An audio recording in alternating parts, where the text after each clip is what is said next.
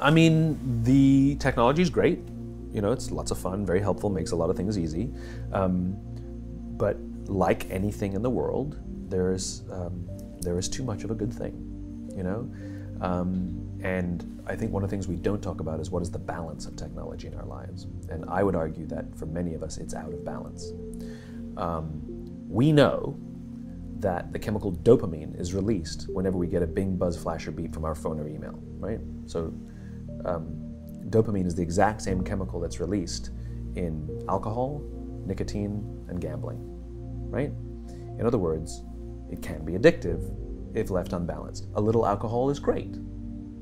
Too much alcohol, not so great. Gambling is fun. Too much gambling, really bad, right? Technology is wonderful.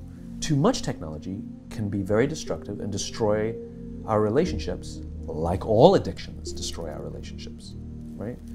And so one of the things we're not considering is what is the right balance. If you wake up in the morning and you check your phone before you say good morning to your spouse, that's a problem, right?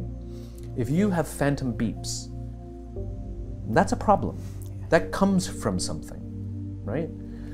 If you find yourself incapable of getting through a day without needing to check, that's a problem, right?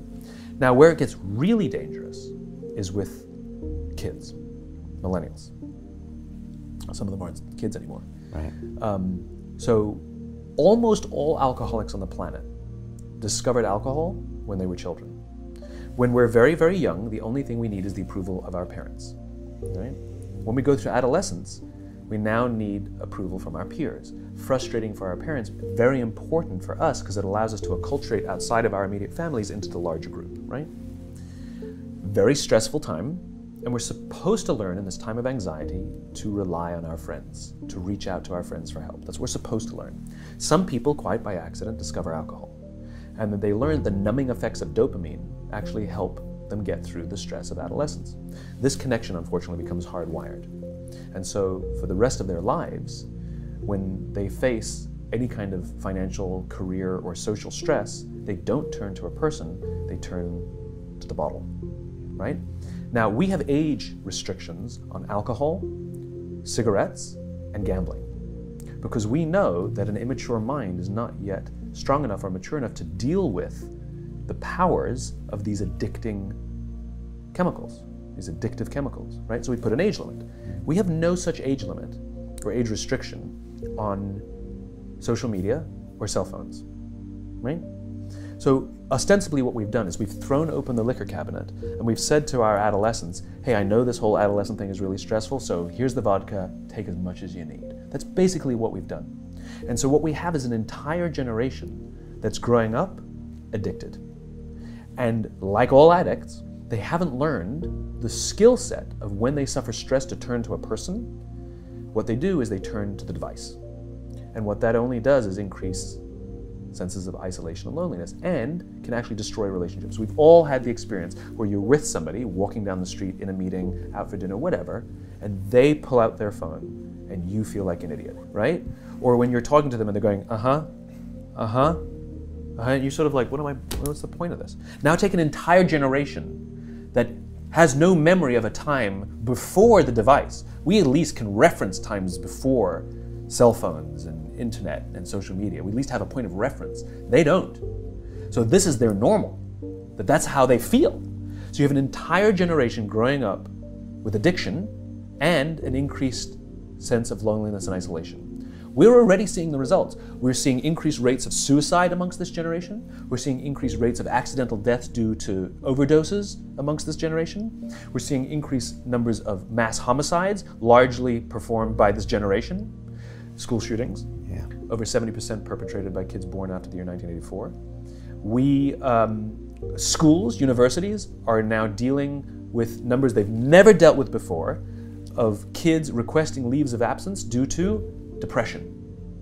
We're already seeing it, right? We're seeing the effects of loneliness and isolation. We're seeing it, and yet we're not reacting to it. We're not doing anything about it, right? And parents are a lot to blame for this. Because parents, there are some schools who want to restrict phones in the schools, and it's the parents who demand that they keep their phones in case of emergencies. Seriously? Seriously? When was the last time the cell phone was used for an emergency? So what time are you coming home? What time should we pick you up? And if there is an emergency, you call the office and they know what classroom the kid's in, and in 5 minutes, they'll bring the kid to talk to you on the phone. Like, the old way worked just fine. Remember, we talked before about innovation. It has to solve a real human problem. What human problem exactly did we solve by compressing the 5-minute time frame? We added to the problem, we didn't solve it. So that's one huge problem. So combine that with the fact, so you have an addicted generation that doesn't have the skill set to ask for help. Combined with the fact that they're so good at Facebook and Instagram, they're good at putting filters on everything. So they're good at showing you how smart and strong they are. These kids who commit suicide, you go look at their Instagrams, you would have no clue that they were depressed because they're happy and they're star athletes, right? You'd have no clue because they're really good. So when we say silly things like, my door is always open, you're assuming they have the courage to come in. Combined with the fact that they're subject largely, not all, but too many, to a failed parenting strategy. Because their parents told them they were special, they could have anything they wanted, they can be anything they want. They got medals for coming in last, which by the way we know doesn't work. It devalues the medal for the one who comes in first, and the one who came in last, it makes them feel stupid because they know they didn't deserve it, right? The kids got into honors classes not because they deserved it, but because the parents complained. And some of them got good grades not because they earned them, but because the teachers didn't want to deal with the parents. And then the kids graduate college, and they get a job, and in an instant, they find out they're not special. They don't get anything for coming in last. The parents can't get them a promotion, and you can't have whatever you want just because you want it. And in an instant, their entire self-image is shattered. And so you have an entire generation growing up with lower self-confidence than previous generations. So you have lower self-confidence than previous generations, combined with an inability to ask for help with things that you're struggling with, and you turn to social media or a device, you keep checking, you count your likes, you count your likes, you count your followers, you count your followers. And if somebody unfriends you, oh my God, it's trauma, right? The way they break up with each other is they just ghost each other, just cut each other out and stop returning texts and returning phone calls because they don't have the skill set to say, hey, it's not working out. It's not me, it's you, right? There's no closure on things, right? Combined with the fact there's an institutionalized impatience. So they've grown up in a world of instant gratification. You want to buy something, you go on Amazon, it shows up the next day. You want to get in touch with someone, you don't leave a message on their machine and wait 4 hours for them to get the message, you just text them and they get back to you immediately. You want to watch a movie, you just log on and watch it. You don't have to check movie times, right? Everything happens instant. You want to get a date, swipe right. You don't even have to muster up the courage to go and be like, hey, you don't have to. There you go, got a date, right?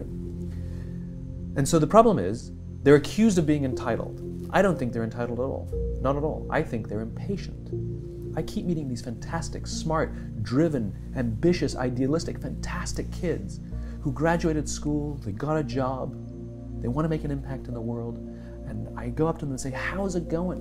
And they say, I think I'm gonna quit. I'm like, why? They're like, I'm not making an impact. I'm like, you've been here 8 months. And it's as if they see the summit of a mountain. It's as if they're standing at the foot of a mountain, they can see the summit, they can see the thing they want, I want to make an impact. What they don't see is the mountain. This large, immovable object. You can go up fast, you can go up slow, I don't care, but there's still a mountain. What they don't understand is that life, that relationships, and career fulfillment are a journey. There's no app for that. I got nothing. You gotta go through the slow, plodding, annoying, meandering process called career and life. But if they don't get it in 8 months, they go look for it somewhere else. And they don't get it, they go look for it somewhere else. It's impatience.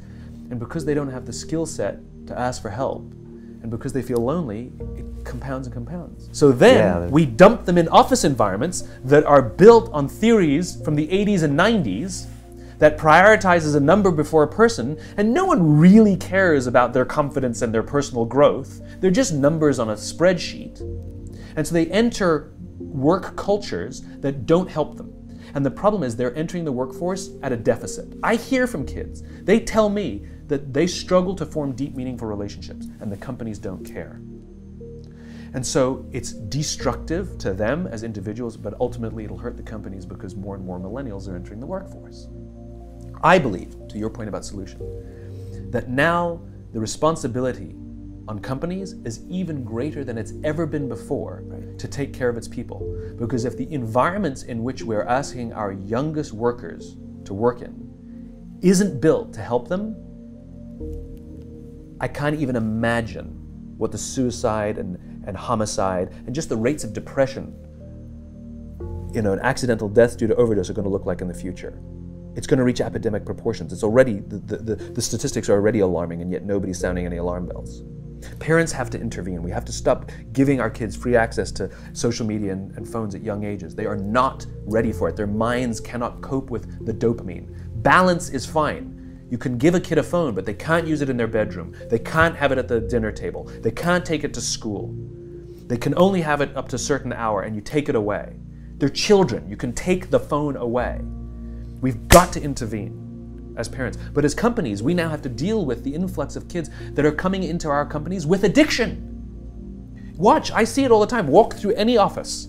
You'll see the older employees have their phones on the sides of their computers as they're working. You'll see the youngest employees have their phones face up in front of their keyboards between their arms as they're working. And this is how they work.